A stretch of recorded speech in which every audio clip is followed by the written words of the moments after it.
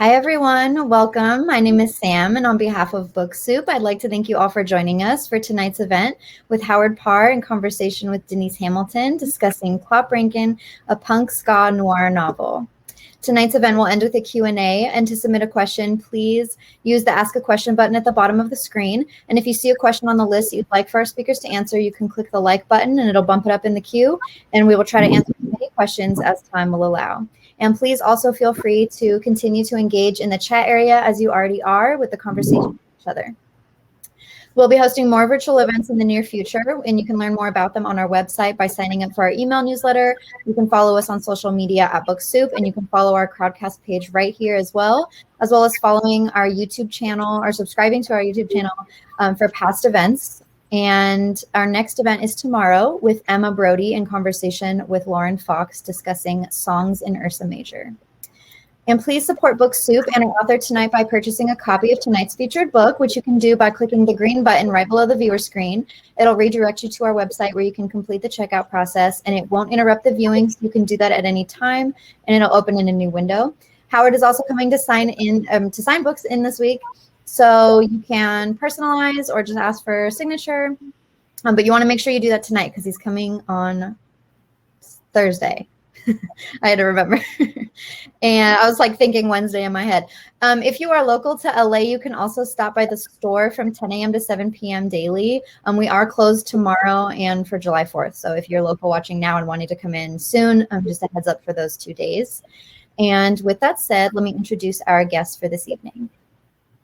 Howard Parr, a London native who relocated to LA in the late 70s, initially created the ON Klub, the first ska club in the US, and subsequently worked as a longtime record label executive.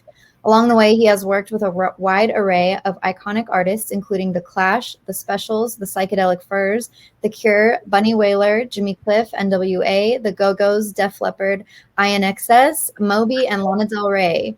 Today, he is a multiple award-winning music supervisor and Academy member who has worked on over 100 films and TV series, including A Beautiful Day in the Neighborhood, Scary Stories to Tell in the Dark, Can You Ever Forgive Me, 20th Century Women, Diary of a Teenage Girl, and Monster. Rankin is his second novel following 2015's Once Upon a Time in LA. Edgar Award finalist Denise Hamilton is the author of 7 crime novels and the editor of the best-selling anthology Los Angeles Noir, which includes the Edgar Award-winning short story The Golden Gopher by Susan Straight and Los Angeles Noir 2, The Classics. And we did an event with Denise before, so if you want to go back and check that out, you are able to on our Crowdcast page. She is a former Los Angeles Times journalist, a Fulbright scholar, and a noir sci-fi fantasy geek, and a proud LA native who refuses to speak only in English. And thank you both so much for being with us tonight. It's an honor to have you. Everyone sit back, relax, and enjoy the presentation. Well, Howard, we are old friends, but I don't know that I ever heard the whole story about what brought you to Los Angeles in the late 70s. So why don't you tell us all?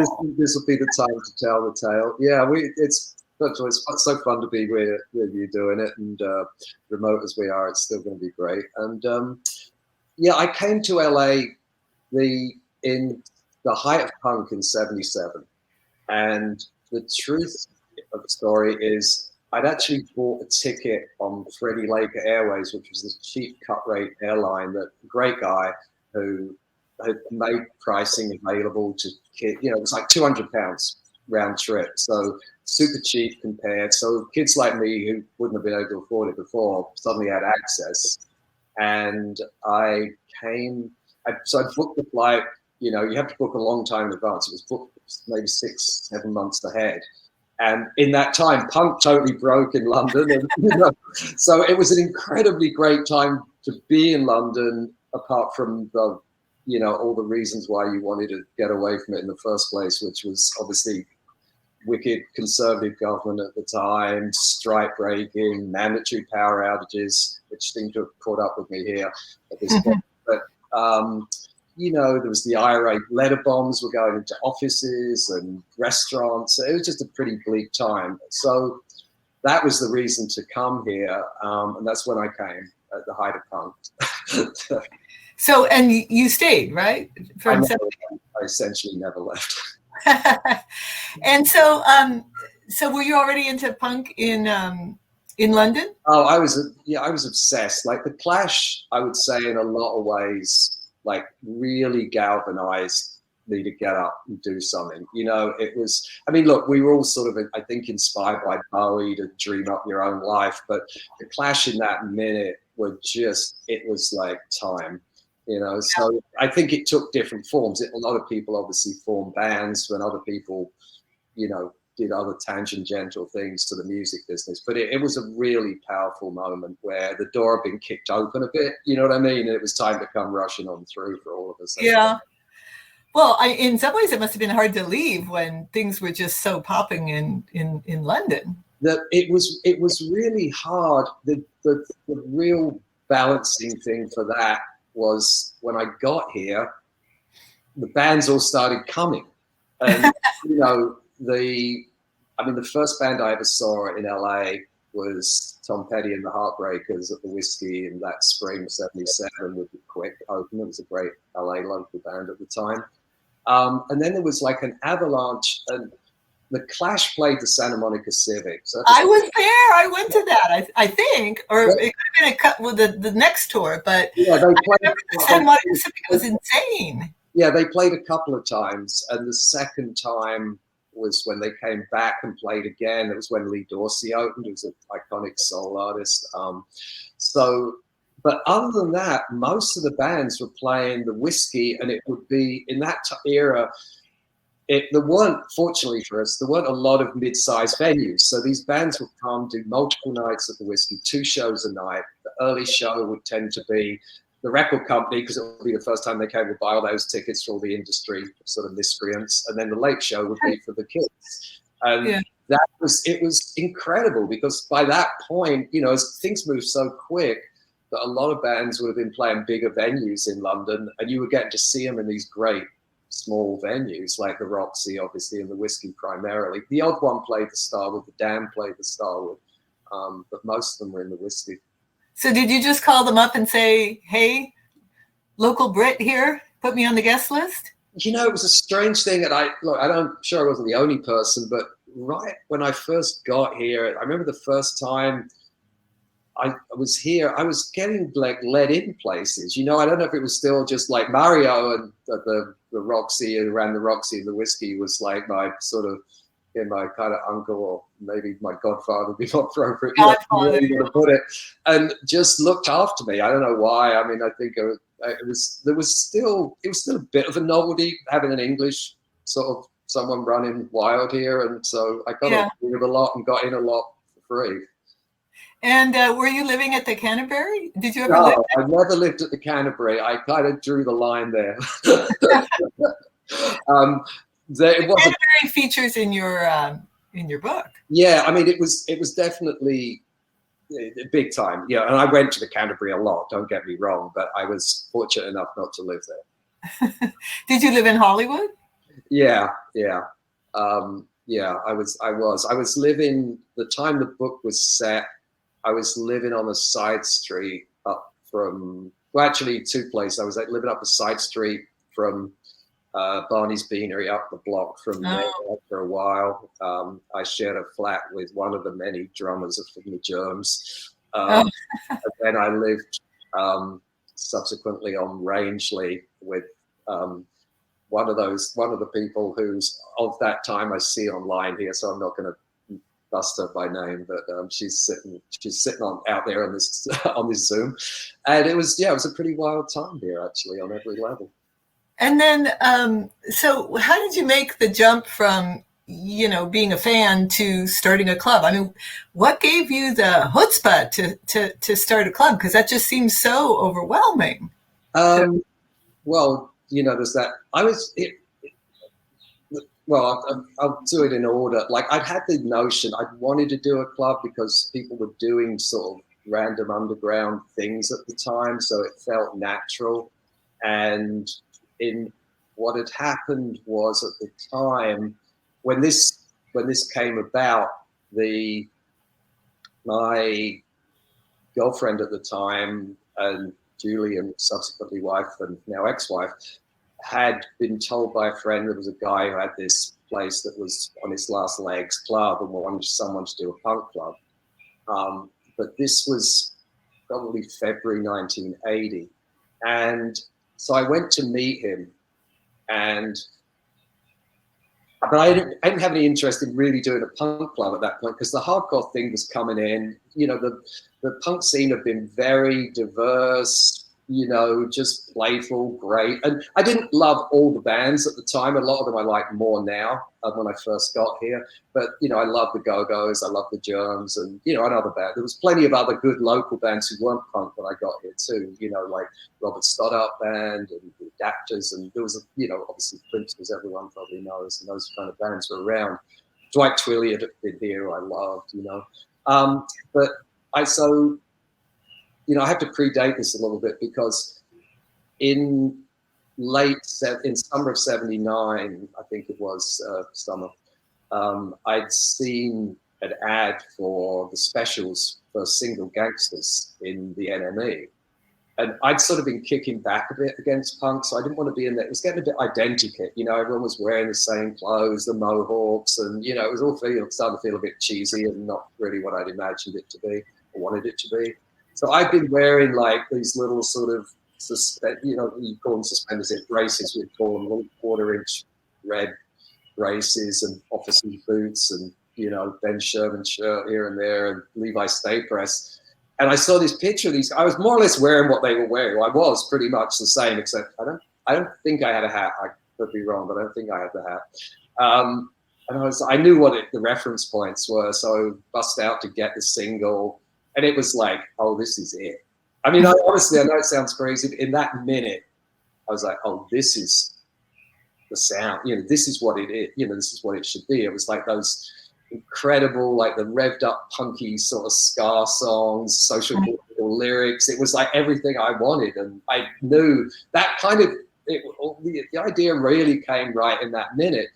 So when I went to meet this guy, Bob Selva, I just sat down and went on this rant to him about this, and I think probably a mix of desperation that he had a Vietnamese bar restaurant called the Oriental Nights in Silver Lake, and he wanted a punk club. That's what he wanted, because he thought that's what would bring people in, and I convinced him that this was a better idea, and also really pushed the fact that a lot of that early hardcore scene, to me, it was like a bunch of jocks who were playing high school football 6 months ago, and now they wanted, you know what I mean? I had zero attraction for it. It just seemed totally... Yeah, the surf punk bros. It was so misogynistic too, and it was clear, like, all the, you know, it just was not what the LA punk thing had been. And look, things changed, but I didn't want any part of it, basically. So I knew my instinct was to do this one band a night and if you went to the Whiskey, the thing about the Whiskey was great was these bands were playing all the time, but you'd go there and, you know, if you went to the city, you'd go see the Specials or whoever, Ramones, Elvis Costello, you know, pick anyone out.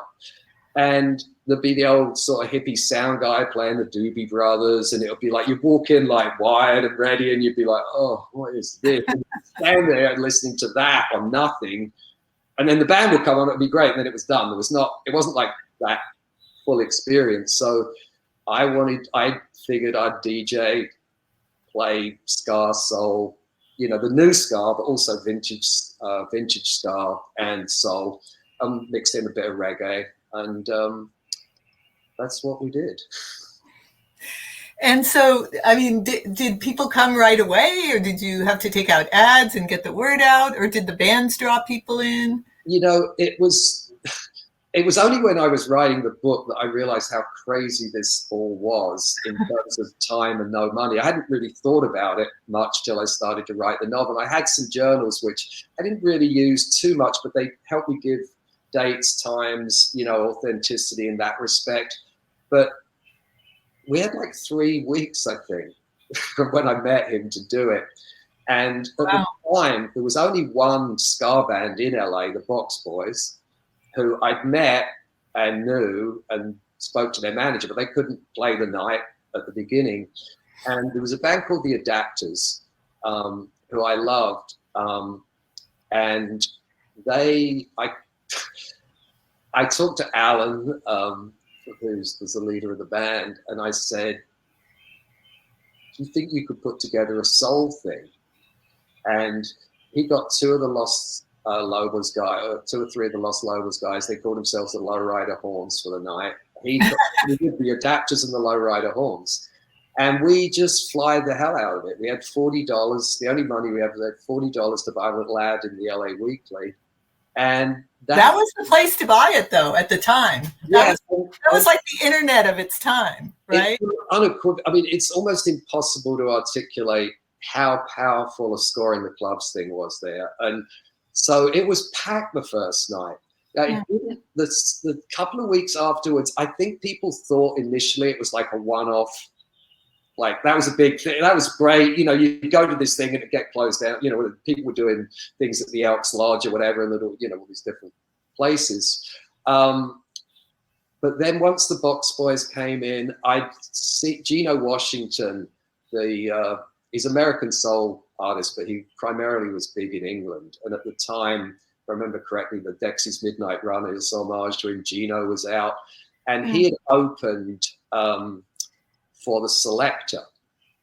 And so I got hold of him, convinced him to come play, got Marsha Hunt, who was another soul singer that was in LA, and sort of built outwards from that while the scene developed, you know.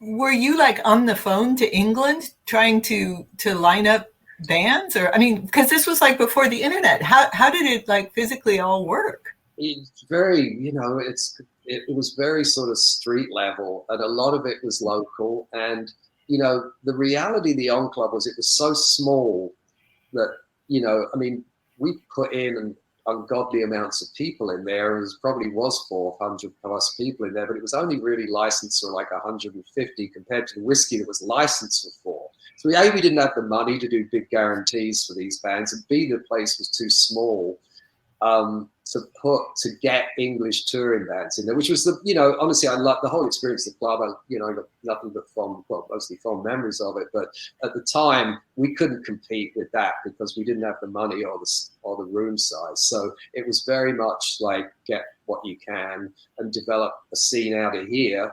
And people came, like the specials came down because Mitch Schneider, who was a LA journalist, recently, he was a New York journalist who just moved to LA around the time the club opened, wrote the first piece on the club, and then he connected to Michael Goldstone, who was A&R, was Christmas Records, who had all the two-tone bands, and he brought the bands down. They'd come, and you know, the English beat guys, Rankin Roger, came down and was dancing underage, you know. So there was the scene built around that sound.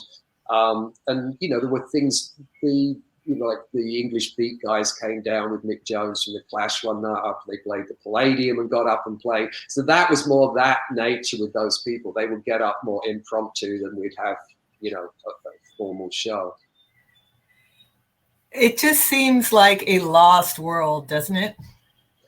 Yeah, it was interesting. I actually did. I don't remember if I told you, but Alan McGee's got this Creation Dream Machine, you know, from the Creation Records guy, and so they got me into the venue, like the club, which is now this really cool sort of mid-century modern shop split in two, and this Ashley, who owns the store, let us go and do the interview. I'd not walked in there since then, and I haven't been in Silver Lake a tremendous lot. Yeah. So it really seemed to change. The funny thing was, I go, well, it's really changed here. And then she goes, yeah, someone got shot the other week at Los Globos, the last year at Los Globos. I was like, well, it's still got some of that.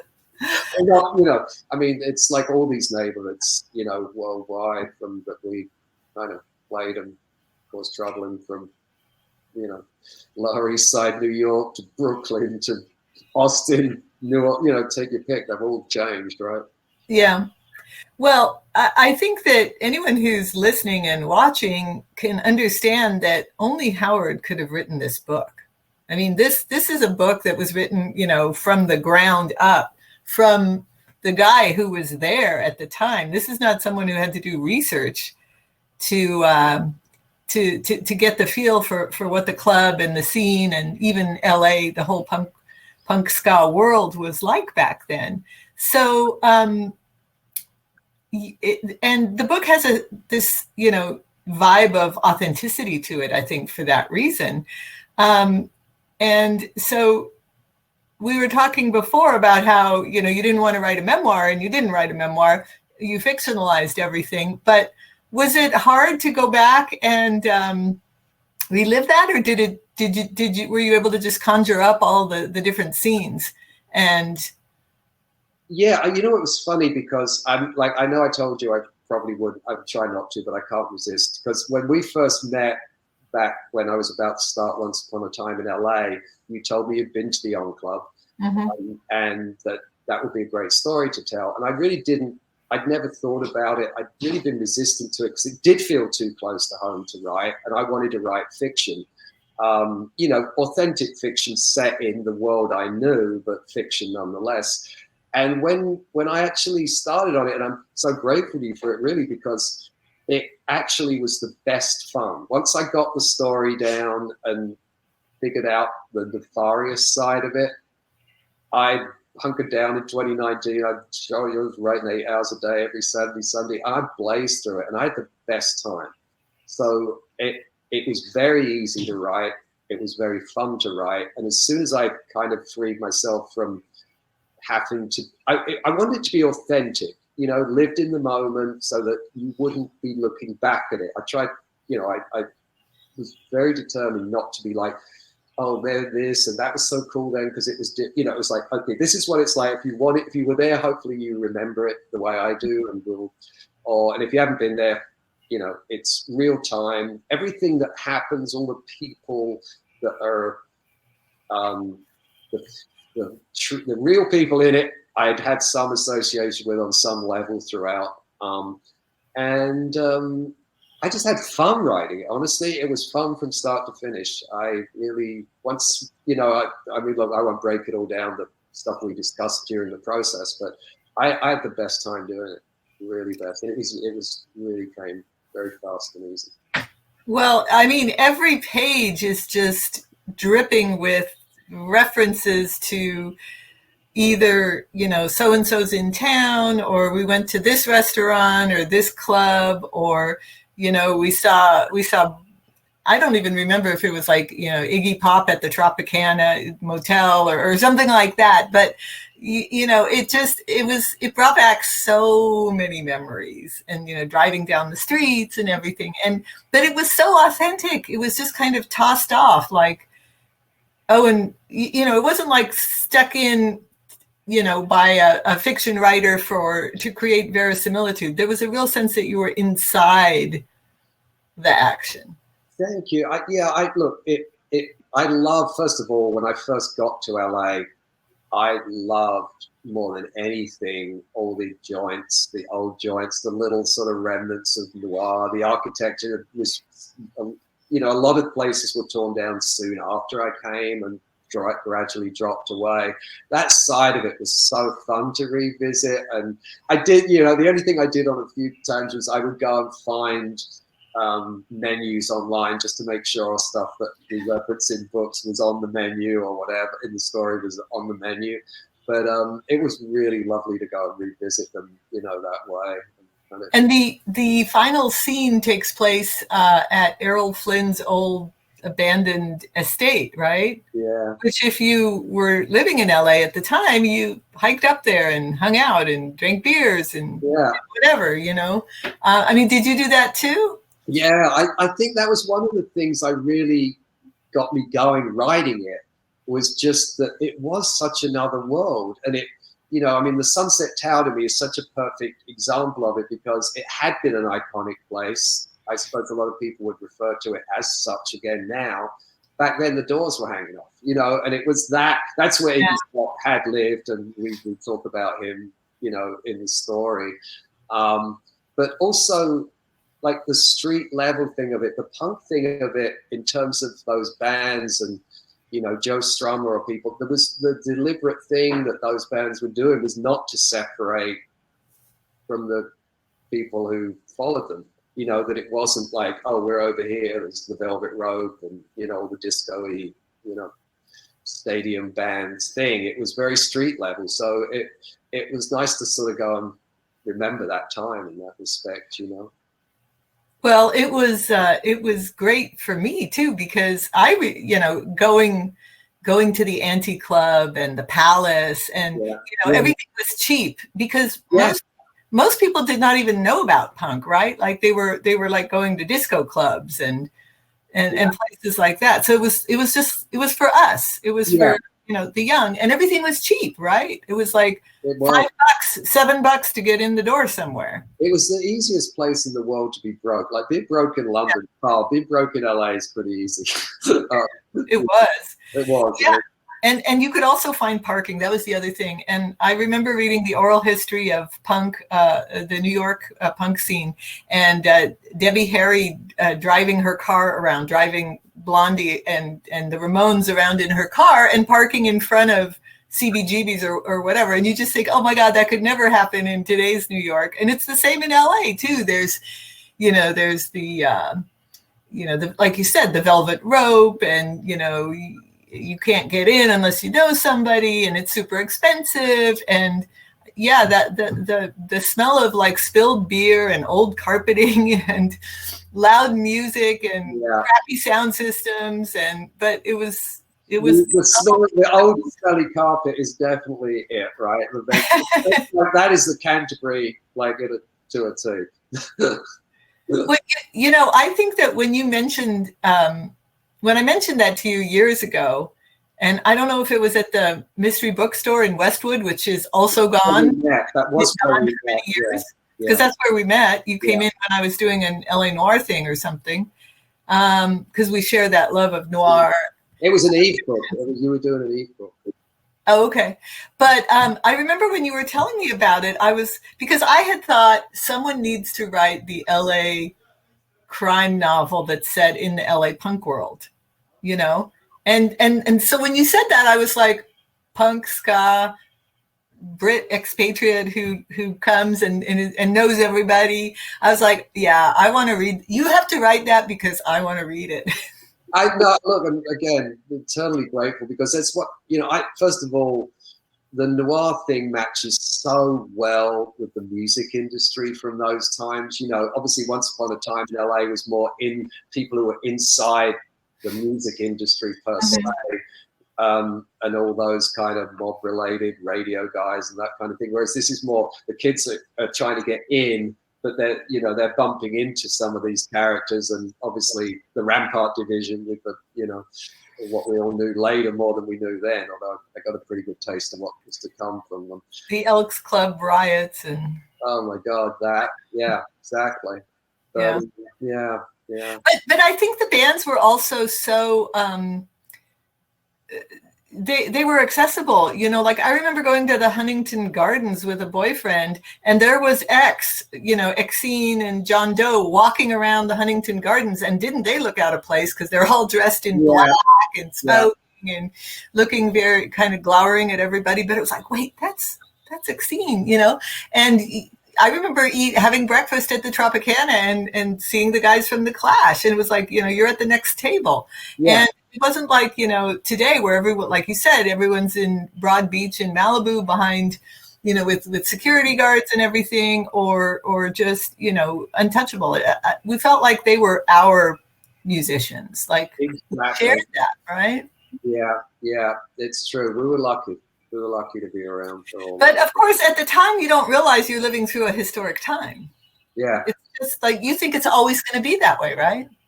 Yeah, absolutely. I mean, you're also that feeling of utter immortality. You know what I mean? Like life, you know, just considering everything else around you here. It was, I mean, look, I think everyone feels that at a certain age. I think we were just lucky that it was at an age where, you know, there was that access to everything pretty easily. Yeah. So, and also I was thinking that you creating a character of, you know, an alter ego who runs the Ska Club, that was like the perfect setup for a mystery, you know, because the character would meet everybody and see everybody go by and see the bands, the kids, the cops.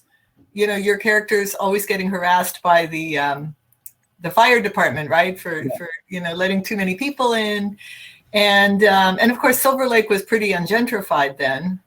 Yeah. It was funny. There was Ivan Wong from the Box Boys, Mark Wasserman, was writing a non-fiction ska book called Ska Boom while I was writing this. Interviewed me at the time, so we became sort of friends. In a way, it was good spurring each other on. So we're like, okay, we should all be out for like 2020, you know what I mean? Because it's 40-year anniversary. And of course, something else happened to come along and get in the way of that. But here we are. I think it's funny because everyone's a year late. The specials, there's all this stuff going on in the UK now. There's, you know, art exhibit, you know, museum exhibits on Two Tone, and you know, we're all a year late for having a good time with it. But it's. But in the so how did you segue into the actual music business itself then? Post ON Klub, I did some indie publicity afterwards for a bunch of different bands like Jimmy Cliff, NWA, Bunny Wailer, Ian Hunter and Mick Ronson. I did it for Mick Ronson, of course. So it was so great. So I was doing that, and then got approached by Polygram Records, Sue Sawyer actually, who was really a huge plus. I don't think she's on tonight, but she was an exec at Epic when I first started the ON Klub. So she was the one who arranged for like stuff with the Clash and the Psychedelic Furs and all these bands. She was getting ready to leave her gig at Polygram, and you know, I'd been doing some indie stuff for them. Ian Hunter and Mick Ronson were on their label. So was Michelle Sharp, who I was also doing indie PR for. So they asked me if I wanted to go over there. And that's what I did in '89. I joined Polygram for like 10 years. Well, it seems like you knew everybody on the West Coast, on the East Coast, in London. And then you had the whole Jamaican connection too, right? Yeah, which obviously all came sort of initially out the club, and then sort of just that connective tissue brought, you know, these other, you know, Bunny Wailer and Jimmy Cliff into my life, which was also really fascinating. They were great guys, and the people around them were kind of. Well, you had some of them at the ON Klub too, right? No, we did the Wailing Souls at the ON Klub, but who was that? They were a great Jamaican band. Maybe a little unsung compared, like they're, you know, just a great Jamaican band. I mean, really one of the best. So yeah, that was transitioned out, and I'd gone to New York I went to New York in '77 and got to see mostly Max's Kansas City. Funny enough, is where I really wanted, which is where the first place I went. I was actually driving by with friends. I was like, wait a minute, that's Max's. Like, get out! I'm getting out right now. And, you know, because of the glam thing, you know, the glitter rock with Bowie, Lou Reed, Iggy, you know, that Lisa Robinson and Susan Blom would do all these columns for like the NME when we were kids. So I'd been looking at Max's in New York from, you know, early 70s, wanted to see that stuff. So I loved going to New York at the time. You know? So I thought it was fun to write that period too in New York as well, actually. Well, I was thinking too, though, that your club and you probably exposed so many kids to ska and reggae and, you know, that early 60s British Jamaican stuff that probably a lot of Angelino kids just had no idea was out there. You know, look, it's true. And we were the first ska club, you know, in the US. And also, I always I've got this kind of pet thing, and maybe it's just maybe it's whatever it is, but a lot of the Latino kids in the Silver Lake district started getting curious and would come to the club too. And we used to play that Spanish language version of Madness is One Step Beyond all the time. And I still feel like that stuff touched into that. Because I love the contemporary, Latin music scene more than anything, and I still, I remember being in Mexico. I was like, you hear all this stuff, it sounded all this ska-back stuff. They so got into it all. So I think there's connective tissue to that musically as well, that came out of that. But yeah, it was great. I mean, look, you weren't hearing this stuff on the radio like K-Rock did. Well, on Rodney's show. Yeah, Rodney. The LMU, Loyola Marymount's KXLU would play, but of course that's college radio. And then the Long Beach college station, Cal State Long Beach, would play it. I forget what it was, KNAC? Anyway, they played some of it too, because I remember like on my little transistor car radio, it was like KXLU and then the Long Beach station and then K-Rock for when Rodney was... Yeah. K-Rock would do it like Rodney did. K-Rock, would play stuff like that. He was always, a supporter, but he was on like once a week on a Sunday night. K-Rock themselves didn't start playing like the two-tone stuff probably till more like 83, it was, and so it was very much, I mean, look, my only rule was, for the most part, was like, if it's on the radio, it ain't getting played here, and that's what, I wanted it to be stuff you hadn't heard elsewhere, Yeah. Did you have any of the East Side Latin bands play? Yeah, a variety. Los Lobos played, Plugs played. The Plugs, I love the Plugs. Yeah. Oh my God, Tito La Riva. Yeah. I mean, it really, because we were so specific. I mean, I love the Plugs, and but we weren't doing punk. You know what I mean? I just didn't want to do it. I mean, there was a couple of nights that we did do stuff that, in the early days, and it just wasn't the right match. You know what I mean? It changed the vibe, and people. I think what happened really with the bands was that because people knew if they came, they knew the music they were going to hear, and they became to sort of trust the fact that if you'd never heard of the band, that they were going to fit in somehow. They would either be ska or soul or reggae.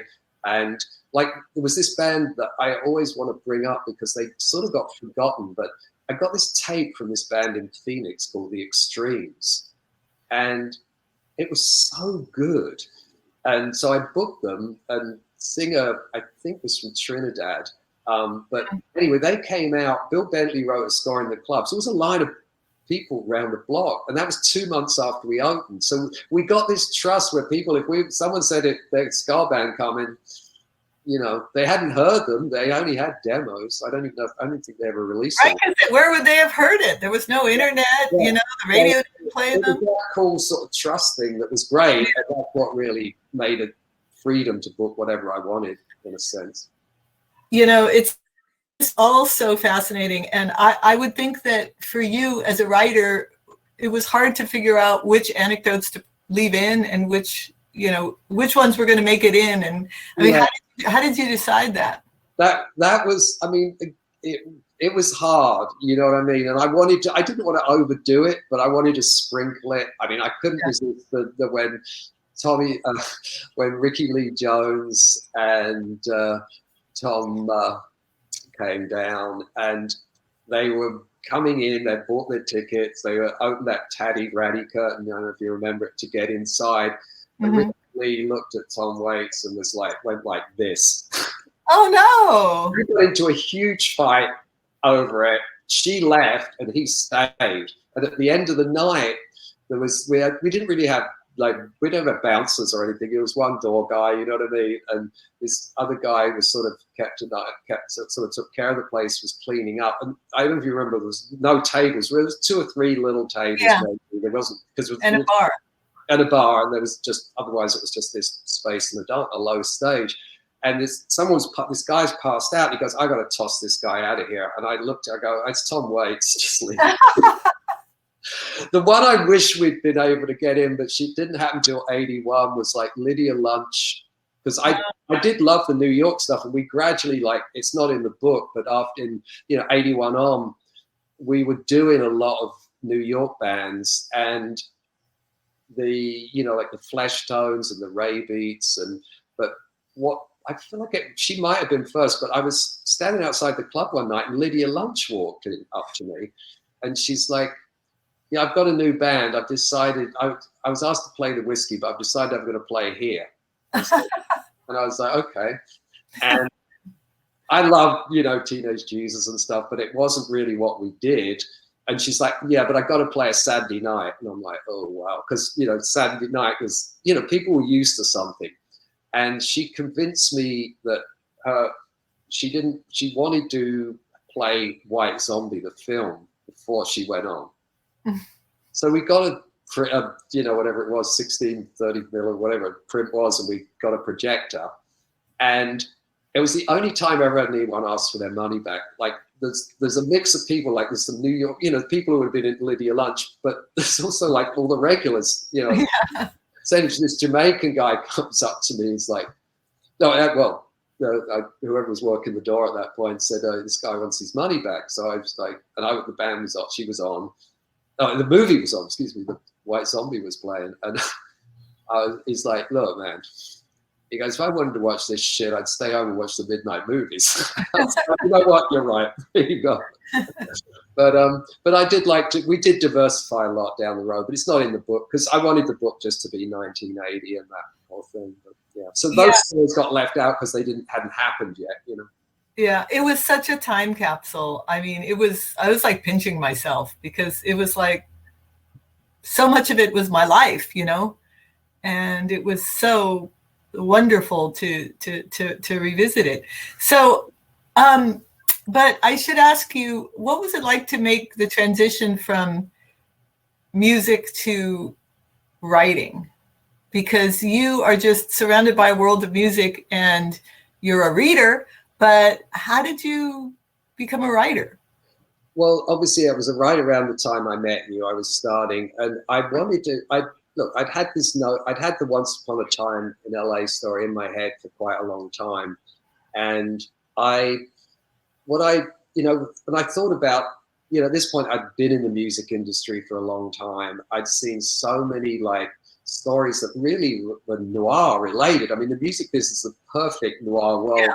Noir's the genre that I love the deepest, and obviously living here all this time and living amongst that in a way that one of the things that I first loved about LA most, and what I continue to do, is that sort of spirit. So, but all the books about the music world up to that point, at least what I'd read, had been, you know, they're either band bios or stories about the rise and fall of a band or whatever. And I never really read anything authentic about the music business told from that point of view, rather than an artist's point of view told from inside. So I had the best time doing it. You know, I enjoyed writing right from the beginning, and it was a process, and I won't break down how much a part of it you were, but nonetheless, I'm thanking you. But I had a really good time. I thoroughly enjoyed doing it, you know, and it was a little bit of write what you want to read, you know what I mean? And so it was, you know. Well, it really is a niche that hasn't been done. So I think, you know, you're onto something. Thank you. Yeah, I'm definitely, I'm already, you know, next one. Are you writing a new one in between all your music supervisor duty? You know, I've started sketching ideas. I've got the beginnings of the next one. I think I kind of know where it's going to go and a little bit about it. And to be honest with you, Anne Carey, who's a producer I've worked with a lot, got really excited when she read Top Rankin. So I've been working on developing like TV stuff with her. So we'll see where it goes. It's all Hollywood talk. I'm saying it in Hollywood. Yeah, no. The hell, you know what I mean? But you've been done that. Yeah. You've been down that road. But you know, but it's okay. It's all right. Yeah. I think it would be fabulous. Just fabulous. Yeah, people are really responsive. So again, we'll talk that you went through, and a million other, like Francesca's gone through. We've all gone. Well, you guys have gone through. Francesca Leah Block, who's here in the audience, in the studio audience, who's a wonderful. Well, also Francesca's book, Weetsy Bat, is all about the hanging out in the punk scene too. I love that, and first of all, I love that book so much. You gave it to me for my birthday. 1 year along the way, and and hi Francesca. Anyways, thanks so much for coming. We're But it's all part of the same thing, you know, the Mm-hmm. music and the art and the personalities and the bands and the ethos and the kids. But so you're what you're working on now for your ideas, is this going to pick up where one of your other books left off? What era will it be set in?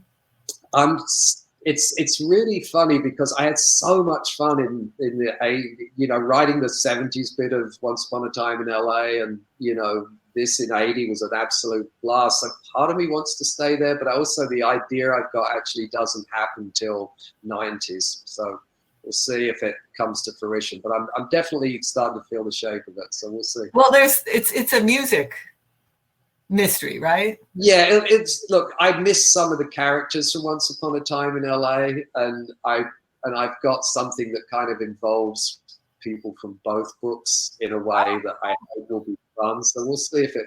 But I'm yeah, it's what it's like. It's starting to coalesce. Yeah. Well, sometimes you don't want to talk about it too much because it's like a boiling pot of water. It just evaporates if you talk about it too much. Yeah, so yeah. We'll close the curtain on that. Yeah. The only book I ever read on writing was Patricia Highsmith's book, and I love her so much. And for all the stuff that people say about her, in the way of she was this tough person to be around, curmudgeonly, the book is such a kind, giving book, and she talks about stuff just sort of percolating for a while, and yeah, she's such a it's a fantastic book for anyone who wants to write in that world, I think. Well, the 90s is still very historic. It's starting to be apparently. As we're halfway through 2021. Well, does anyone want to ask a question of Howard? Because he is just a fount of information about music and LA history and the British punk scene and everything. I mean, you're like the Zelig because you were there for all of it, Let's do some, if anyone's into it, let's do it, because that will be fun. Yeah, if anyone has a question. Just out of the blue stuff. Otherwise, I'll keep asking questions, but you guys might as well. I think I see one in here. Okay. That's an old question. Is it the one about noir? Yeah. That's an old one. Is it?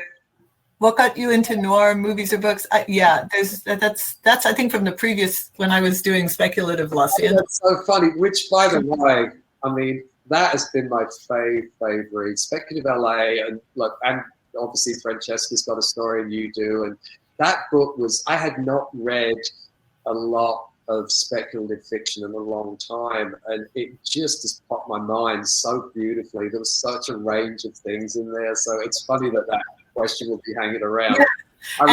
And noir too, because I think we met because of noir. Yeah. I wanted to ask you about the ON Klub. It was an all ages club, if I recall, right? Well, that was one of the major issues the police department had. I grew up obviously in London, and if you looked sort of old enough, you were in. Plus, there was no IDs in England, and it was supposed to be 21 and over, and that just was never done. And so that was why a lot of issues occurred, because to me, the energy was teen energy. Yeah, it was plenty of people in their 20s and older, but that core thing that fueled the dance floor, was, I needed that energy and wanted it, and also was not going to deny them the opportunity. Yeah. Have it. Oh, and they must have loved that. They got out.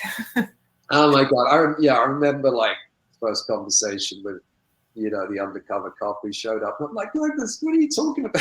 They were keeping them off the streets. They'd be drinking in their cars. This is great. Yeah. Very naive. Howard, we have a question. What part of London did you live in before coming to LA? I was in East London before I came to LA. What was it like back then?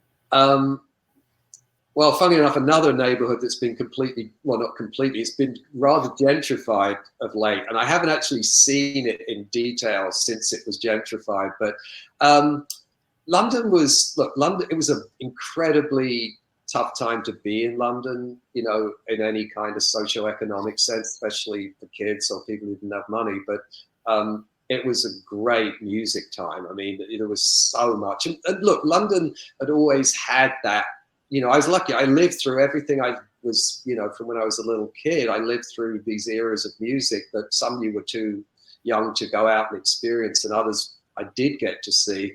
And I saw a staggering array of bands then. And I think the London music scene was always like, I was actually talking to someone about it the other day, where it was very tied to fashion too, like more than in the US, that the clothes and everything. That's why when I saw the picture specials, I knew what it was, because, you know, I mean, you could feel that resonance of what it was. So the clothes, the fashion side of it was great. Tribes.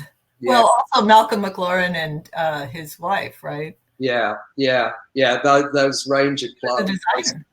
There were great clothes shops. Oh my God! Well, even before that, like Granny Takes the Trip, which was it's where like you'd see, you know, you'd buy your clothes. Same place, Keith Richards, which always worked for me pretty well. And there was just great places. I mean, actually, weirdly, the crazy thing is, I had about £200, and it was a toss-up whether to buy the Freddie Laker ticket or this incredibly cool suit at Malcolm Hall's in. Wow. It was really genuinely that close a toss-up. And I was like, you know, this stuff I hadn't thought about, but obviously doing all these things. I'm so glad you chose to travel. Me too. Cool suit. But yeah, I think I was really lucky. I doubt if I'd have made it, you know. So here's another question from Francesca. What do you think of dance craze? And were you at the opening at the Egyptian, or did you see it way before that, or was anyone else there? That's a really good question. I did see it. I don't remember if I saw it at the Egyptian. I probably did. But yeah, I thought it was a good film. I haven't got, look, in all honesty, I don't think I've seen it since then, so I don't know how it holds up. But I've never seen it, so I'm going to rent it. Yeah.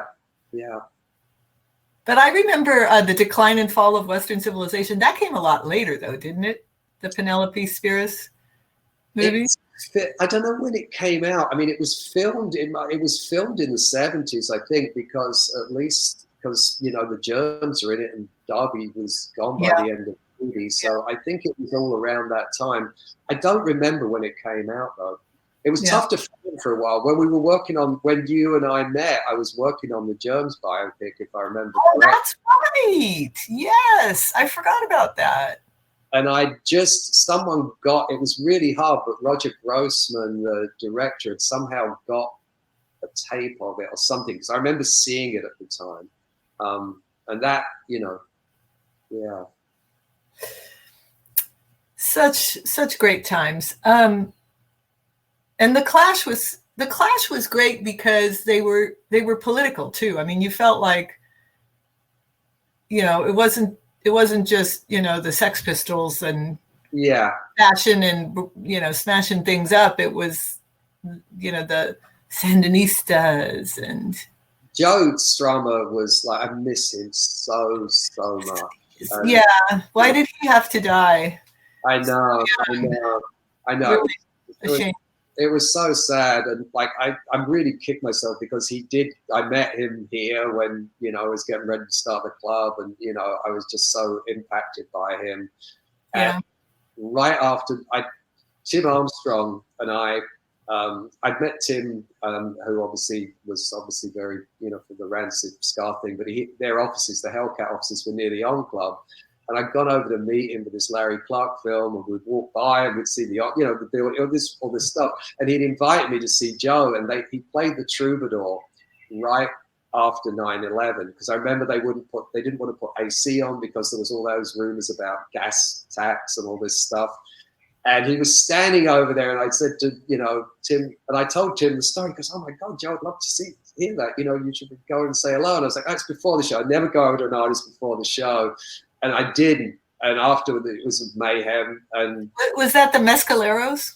Yeah, it was they were great shows, lovely shows, but it was just so fierce. It was actually great seeing him with these young kids because they weren't on all the time, and he'd be like giving them little things, but he was so kind to them, you know what I mean? And the energy was great. And I remember they did like The Harder They Come, and it was just fierce. And then, then he was gone, and well, they really did a lot to kind of introduce a lot of the reggae kind of feel to the Guns of Brixton and some of those to punks. Their music was just there was a lot of syncopation to it. Anyway, okay, so question. What were the last days of the scene? I was in New York by then, so I am curious what you thought of those final days, and did you see it coming?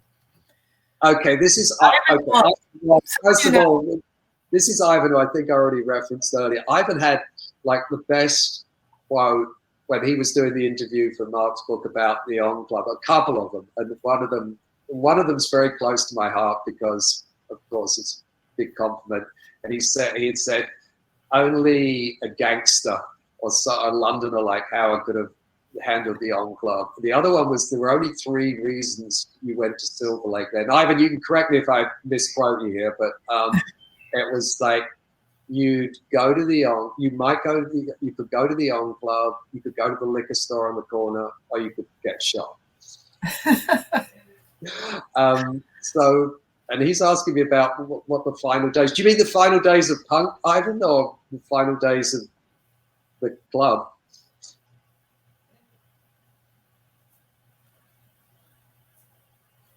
The club.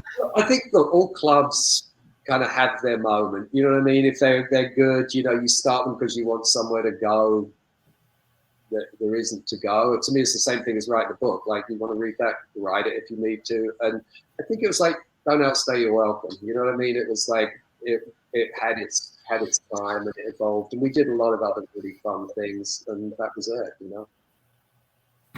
I felt it coming in me. I don't know if I felt it coming in any other way. I was ready to do something. Nobody feels the end coming, it seems. Okay, here's a question. You once booked a band called The Room from Manchester and blessed my band to perform as support. It was a great gig all around, and after the gig, their manager asked me if he could crash at my flat, so I invited him. He turned out to be Kevin Cummings, who shot famous photos of Joy Division and once promoted the infamous Joy Division Killing Joke event, the only time those 2 bands ever performed together. You never knew who you were going to meet at the ON Klub. Congrats. What a nice trip. Oh, Patrick, thank you. Well, the Room with this band from Liverpool, and they were on the road. That it was the only time I think we opened on a Sunday night, because that was when their date was available, and they were phenomenal. I loved that band so much, and I hadn't really, again, it was a thing I'd sort of forgotten about till the book stuff was coming around. But it was also the night, like, I don't know if you remember, Patrick, because this is sort of in the book in a different form, but like where the police came in, and I'm thinking it's because it's a Sunday night.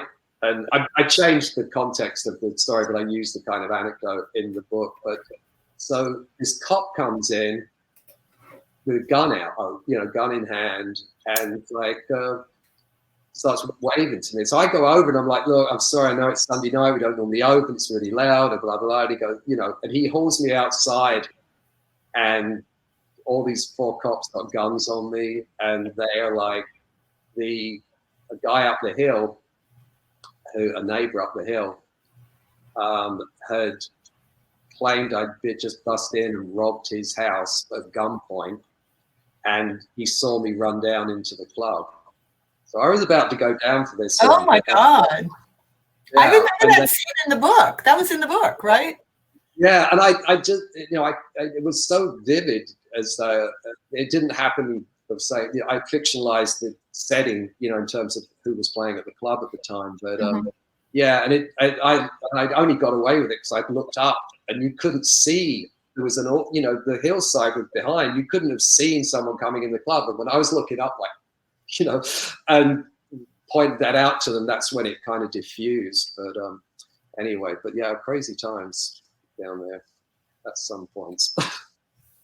Well, they were certainly amazing historic times. And if you were older or wiser, you probably would not have started the club because you would have just thought, oh, no, this is just too much work and how am I going to do it? But being young and energetic and loving all the bands and being a fan yourself, you probably just went. I saw no reason why it wasn't all going to be great. I did think about that. And again, really only after I'd finished and started having conversations, I was like, yeah, it seems kind of preposterous, doesn't it? You know, that you'd just do this with no money and it would all work. I don't think you could do that today. I really don't. Maybe. I mean, it would just, the rent would be just so crazy. I think we're out of time. So what you all need to do is buy Howard's book because it is just as fabulous as his stories are and his anecdotes. And really, it is such a romp through the punk, ska, LA 80s world and Hollywood and the music industry and all the bands. And you're all going to love it. So I think we need to let everyone go now. But thank you so much, Howard, to Book Soup. Yeah, I'll sign anyone who wants their book signed. If you buy it from Book Soup, I'll personalize it in any way you want. So just let me know, and I'll let Sam know here or Book Soup know, and I'll come on down and do it. Yeah, just put it in the comments, and we'll know that it's for a signed copy. Hey, Dan Waters was here. Thanks, Dan. Hi. Dan wrote Heathers. Thank you both so much for being with us tonight. This was a great conversation. For anyone who wants to share this with any friends or if anyone missed it, it is rewatchable here on our Crowdcast page and will be on our YouTube channel shortly. And yeah, please get your signed copy of Top Rankin. And thank you again, everyone, for being with us. Thank you, Denise, and thank you, Howard. And everyone have a wonderful rest of your night. Thanks, you guys. Thank you. Thank you. Thanks, right. See you soon. Bye. Bye.